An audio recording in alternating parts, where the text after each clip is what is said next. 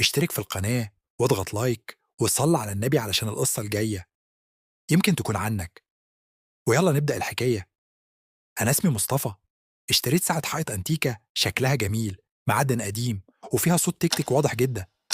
بس أول ما علقتها في أوضتي لاحظت حاجة غريبة.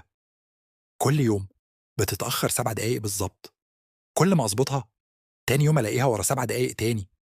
جربت أغير البطارية وجبت صيانة، قالوا لي الساعة سليمة 100%، بس الموضوع كان بيزيد غرابة. في يوم الساعة كانت 4:23، لقيت جرس الباب بيرن. فتحت، لقيت ظرف صغير محطوط على الأرض، جواه ورقة مكتوب فيها: لو عايز تعرف استنى الساعة 4:30.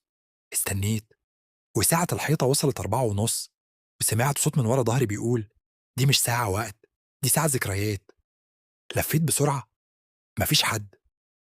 رجعت أبص على الساعة، لقيت فيها صورة قديمة جوه الإطار، صورة ليا وأنا صغير واقف جنب جدي في نفس التوقيت، 4:30.